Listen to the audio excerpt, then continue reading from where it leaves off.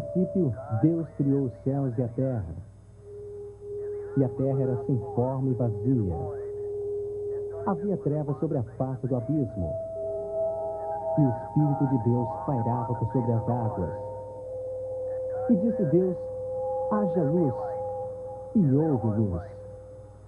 E viu Deus que a luz era boa, e Deus fez separação entre a luz e as trevas.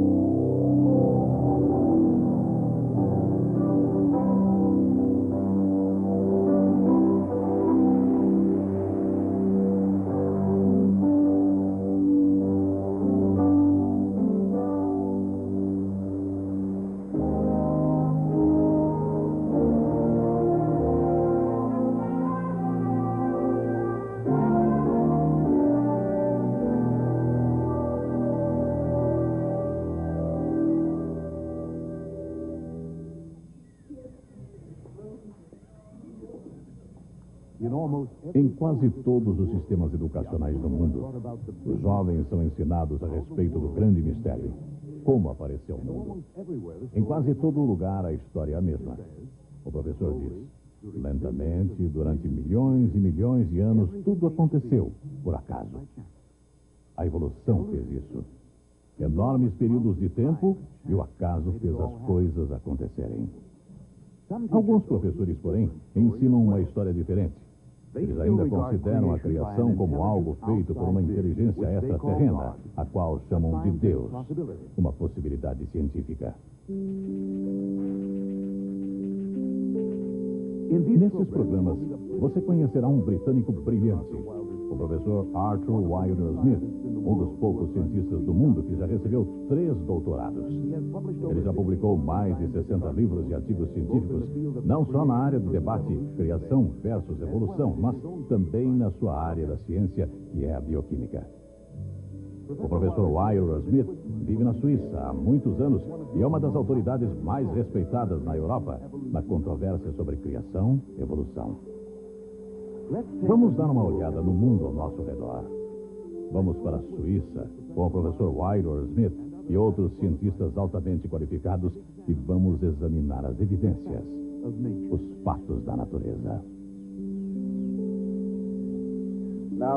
Bem, há 2 modelos principais que são usados para explicar a origem do cosmos, do sistema solar, da biologia e dos elementos até chegar ao homem. O primeiro modelo usado é conhecido como o modelo da criação. Este ensina que os elementos, o homem e toda a biologia foram criados através do conceito de Deus. E que ele criou num período curto de tempo, significando que a Terra é relativamente nova. Esse é o modelo criacionista. O segundo modelo é conhecido como o modelo evolucionista e presume que os elementos, o cosmos, a biologia e o homem se desenvolveram durante milhões e milhões de anos lentamente, espontaneamente, por acaso, e que esse princípio evolucionário é o princípio por trás da biologia dos elementos em totum. Isso é conhecido como modelo evolucionista. Vamos agora, nesta série de vídeos, dar uma olhada nos 2 modelos e ver em qual modelo as provas se encaixam melhor.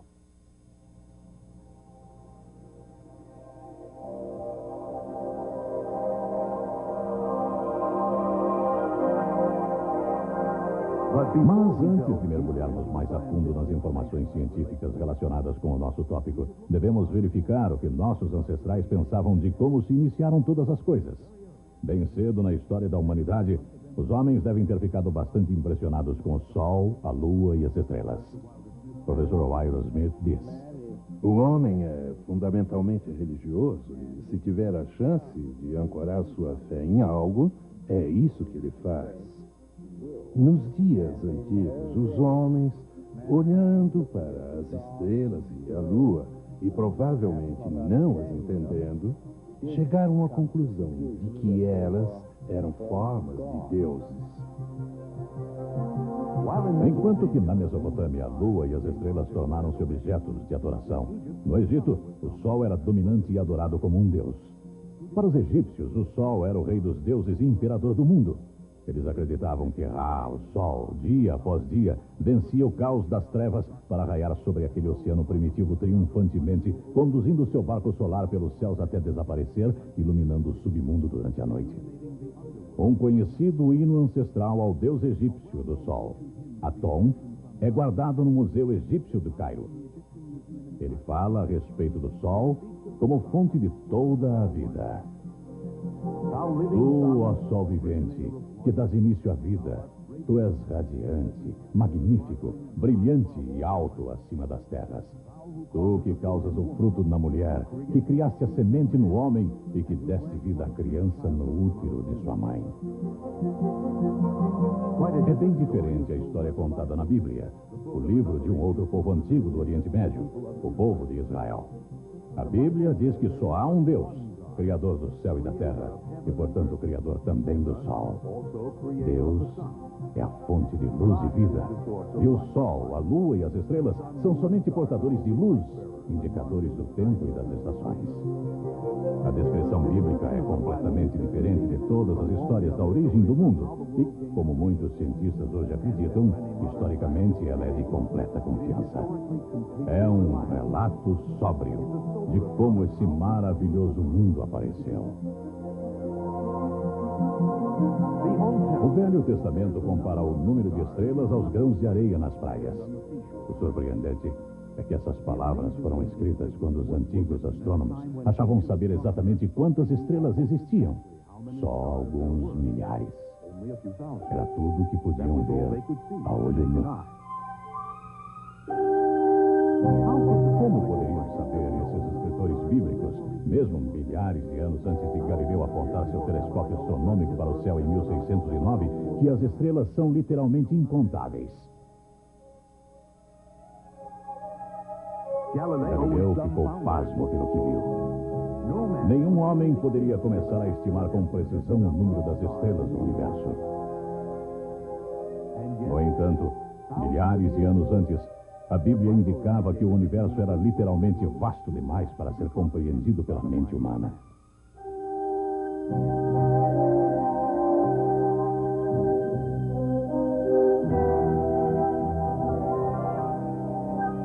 Para nós, vivendo no século XX, o Sol é uma fonte de energia importante. A energia de que nós necessitamos desesperadamente. Contudo, na nossa teoria evolucionista, como os antigos egípcios, nós temos o Sol como quem dá origem à vida. E como os antigos babilônicos, muitos creem que a posição das estrelas determina seu futuro. A astrologia e os horóscopos têm um papel importante nas vidas de muitos e têm crescido sua importância com mais e mais horóscopos influenciando os homens e as mulheres de hoje. Então, será que nós somos mais avançados, mais sofisticados do que as antigas civilizações?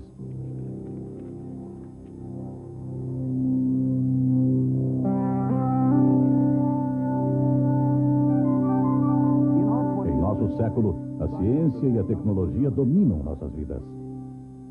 Temos explorado a incrível vastidão do espaço que nos cerca. Aterrissamos na Lua e colocamos postos de observação em Marte. Mesmo que a pesquisa espacial só tenha conseguido engatinhar por alguns metros, nosso conhecimento tem aumentado rapidamente nos últimos anos. Porém, quanto mais sabemos e descobrimos, mais urgente se torna conhecer as respostas de perguntas como: de que maneira aconteceu tudo? De onde viemos? Somos nós produtos de um criador inteligente? Ou é a evolução, o mero acaso, nosso pai verdadeiro? A objeção comum proposta contra o modelo criacionista é que ela supostamente não seja científica.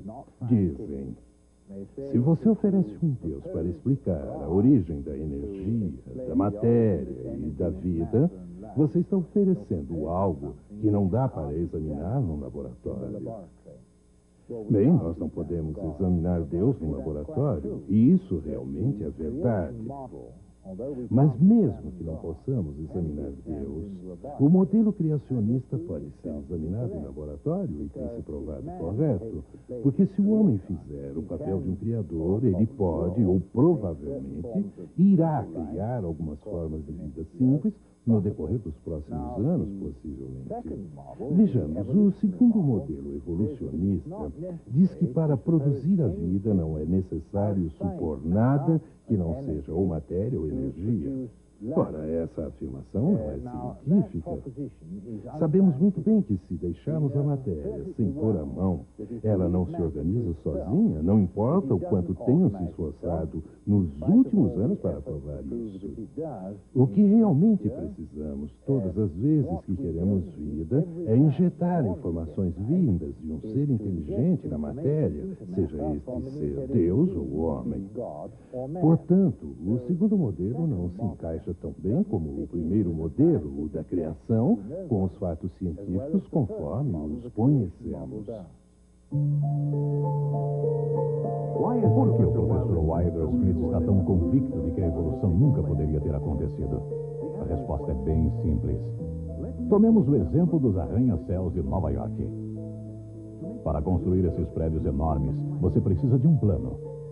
Engenheiros e arquitetos fizeram cálculos complicados para construí-los de maneira que as pessoas possam morar e trabalhar neles com segurança. É claro que ninguém tem a ilusão que esses prédios vão durar eternamente. Tudo na natureza obedece às suas leis imutáveis. A segunda lei da termodinâmica diz que, eventualmente, tudo irá cair e se desintegrar. Nada é eterno. Tudo muda e o caos aumenta. Isso não se aplica somente às coisas que construímos, mas também à natureza. Os processos químicos que mantêm a vida de nossos corpos tornam-se menos eficientes à medida que envelhecemos. Já estamos acostumados com essa lei universal. Um relógio perde a corda. Um carro enferruja. Deixados à vontade, todas as composições químicas tendem a se desfazerem, dividindo-se em matérias mais simples ao invés de se tornarem mais complexas. Para o conhecido evolucionista Isaac Asimov, esse problema de caos progressivo tem se tornado a inspiração para uma história de ficção científica.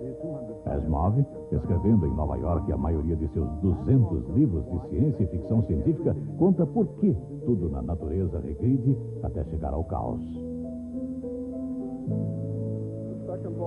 A segunda lei da termodinâmica afirma que a quantidade de força de trabalho disponível que se pode extrair da energia do universo está constantemente diminuindo.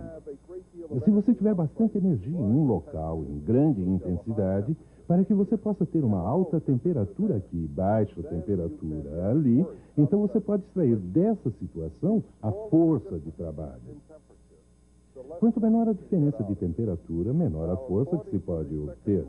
Ora, de acordo com a segunda lei da termodinâmica, existe sempre uma tendência das áreas quentes se esfriarem e das áreas frias esquentarem, de forma que cada vez menos força de trabalho pode ser aproveitada.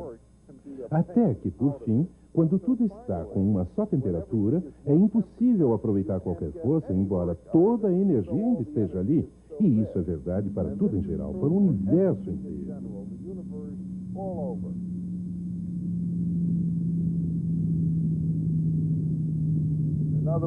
Em outras palavras, a água corre para baixo e não para cima.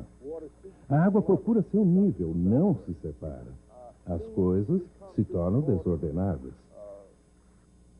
Existe o termo entropia, que melhor se define com certas expressões matemáticas. E é assim que os físicos teóricos o definem.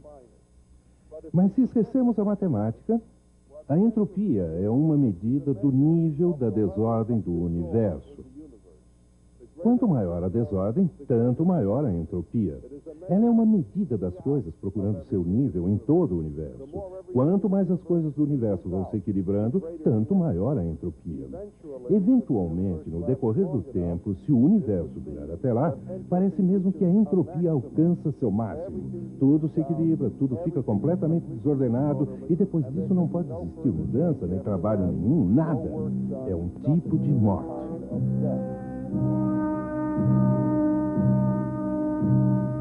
Os cientistas desconhecem qualquer exceção a essa lei.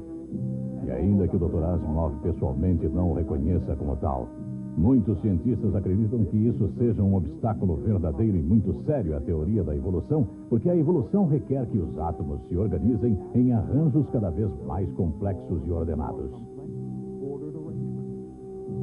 O evolucionismo afirma que durante milhões de anos, tudo está basicamente se desenvolvendo para cima e se tornando cada vez mais ordenado e complexo.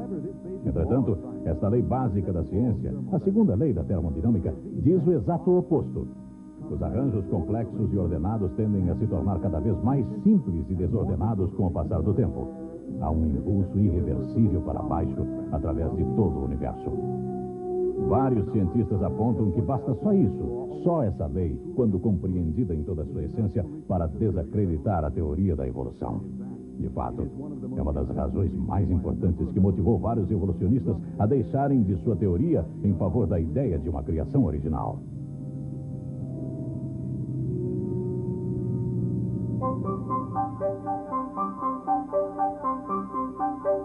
Para explicar somente a origem do nosso sistema solar, pelo menos 23 diferentes teorias existem. Por que tantas? Porque nenhuma delas explica todos os dados. Nenhuma delas, a não ser a ideia de parecer que foi projetada, criada. O universo não parece ter a forma de algo que foi formado simplesmente por uma explosão e acidentes do acaso. O universo opera de acordo com leis precisas e funciona com ordem.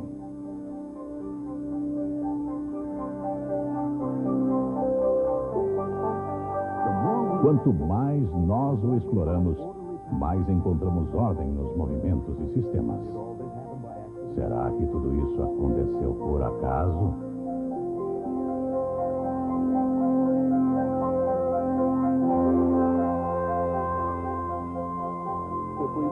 Se olhamos para o passado do universo, descobrimos que a entropia tem diminuído. Isso quer dizer que a desigualdade da energia está aumentando. No passado, mais energia se acumulava em um ponto e não em outro. Até que, finalmente, se voltamos suficientemente no tempo, percebemos que a entropia estava em um mínimo e tudo, assim, fica tão ordenado quanto é possível estar. O que parece agora é que foi naquele tempo que toda a matéria do universo estava em um grande bolo e tudo arranjadinho, fila, por assim dizer, como soldados em um desfile militar. E então explodiu. Foi o Big Bang, e isso foi há uns 15 bilhões de anos. E logo que explodiu, tornou-se mais desordenado. E a desordem vem aumentando gradativamente de lá para cá. É como se todos os soldados que estavam desfilando tivessem recebido a ordem de debandar. E desde aquele tempo caminham em qualquer direção, cada um por onde quer, até se espalharem por igual sobre toda a Terra, quando então a entropia fica no máximo.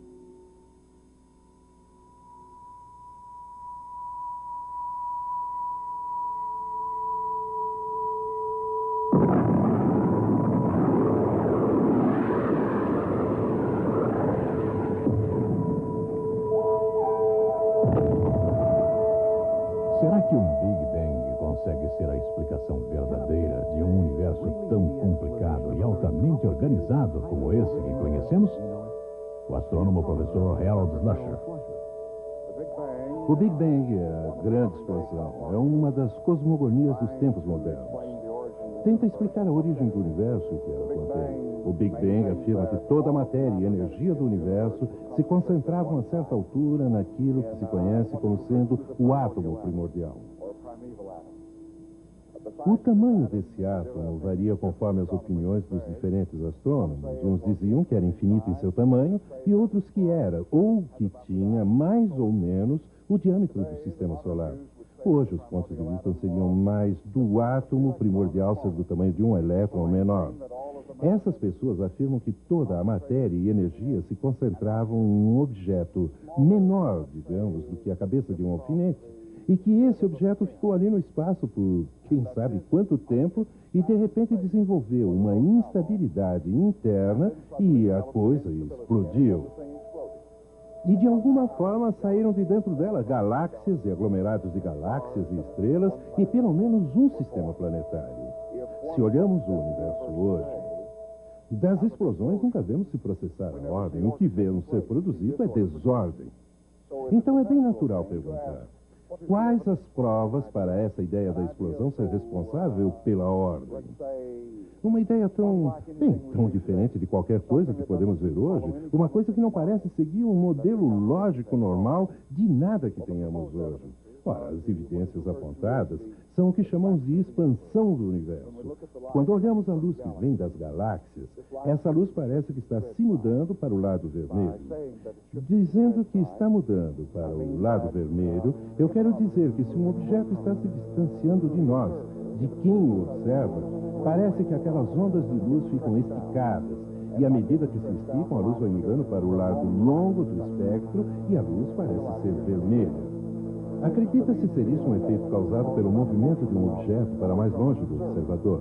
Por falar nisso, se um objeto, uma estrela ou uma galáxia estivesse se aproximando de quem o observa, a luz mudaria para o lado azul do espectro. Mas quando a pessoa olha para as galáxias, a luz parece passar para o lado vermelho em praticamente todas as galáxias.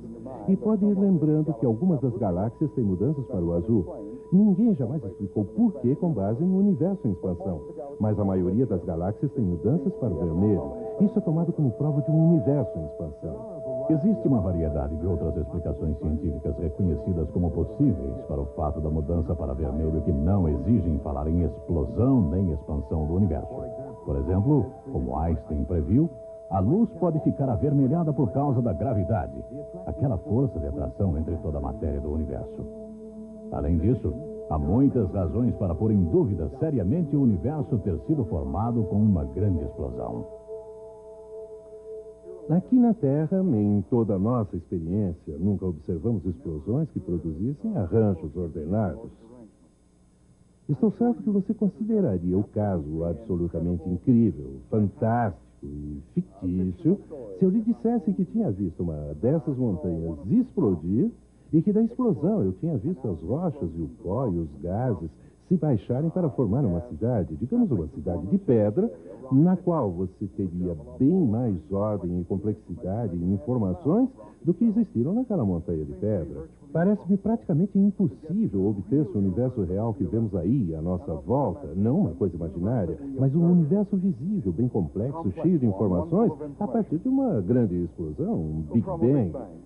Só me parece possível obtermos um universo complexo que tem informações quando a matéria e a energia são criadas, visto que não vai surgir espontaneamente do nada, mas ser criado e depois a ordem ser colocada em seu sistema e a complexidade ser colocada no sistema e nas informações a partir de fora.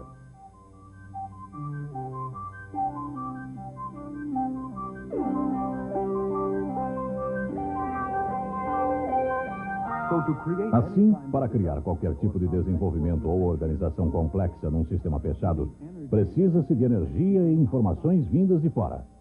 Os evolucionistas afirmam que nossa Terra não é um sistema fechado de modo algum, que ela está aberta à energia do Sol e que a energia dos raios solares, por exemplo, criou a vida no nosso lindo planeta. Mas será que basta energia, mesmo quando se tem um sistema aberto? Há numerosos problemas ao explicar a teoria da evolução, particularmente do ponto de vista da termodinâmica. As leis da termodinâmica são três. A segunda lei é que a quantia de força de trabalho disponível para trabalho útil em um sistema fechado diminui. Outra maneira de dizer isso é que a ordem, a organização da matéria em um sistema fechado decresce, desce até o caos. Ora, há exceções e essas exceções confundem. Se pegamos como exemplo uma coisa morta, digamos um pau que antes estava crescendo e usando a energia do Sol para aumentar a sua ordenação, mas agora está morta. Se exponho esse pau à luz do Sol no sistema aberto, esse pau esquenta. Para dizer a verdade, está bem quente agora, porque o Sol está forte. Isso significa que sua organização está diminuindo, sua entropia está crescendo. Isso num sistema aberto. Por que sua organização não aumenta? Deveria, de acordo com os postulados do evolucionismo. Se eu pego, por outro lado, não um pau morto, mas uma coisa que está viva, como esta orquídea bonitinha aqui, essa orquídea malhada, essa orquídea está absorvendo a energia do Sol do mesmo modo que o pau está absorvendo a energia do Sol. Mas a energia que cai nela, do Sol, pelas reações, está sendo usada para aumentar a ordem e crescer. A clorofila faz isso. Mas se eu mato essa orquídea, se eu apanho a flor e a deixo morrer, a energia do Sol cairia nela e ela ficaria mais quente e, portanto, mais desorganizada. Qual a diferença entre o pau que está morto e a orquídea que está viva? A diferença é que a orquídea tem o que a ciência chama de teleonomia ativa nela. É uma máquina que está capturando a energia para aumentar a organização. Esta máquina está morta e não está capturando energia para reduzir a desordem e aumentar a ordem. Aí está a diferença. De onde vem a teleonomia? A teleonomia, o princípio da ordenação, não reside na própria matéria, mas reside na vida. Onde há vida, há a teleonomia. E então, a energia solar pode ser recebida e fazer a coisa crescer. Isto é, aumenta sua organização. Eu, como cientista, devo, portanto, postular uma fonte de informações para suprir a teleonomia ou o know-how. Eu não encontro isso no universo. E presumo, portanto, que seja transcendente a esse universo. E eu mesmo creio num Deus vivo que fez isso.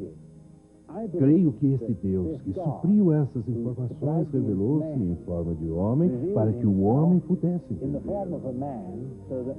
Somos feitos para compreender, somos homo sapiens. E se Deus nos fez para entender, eu quero entender e eu quero entender Deus. Mas só posso fazer isso se Ele desce a minha frequência de onda, que é a frequência humana.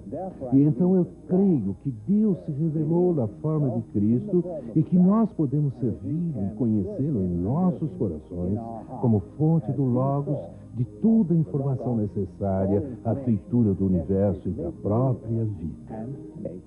Life itself.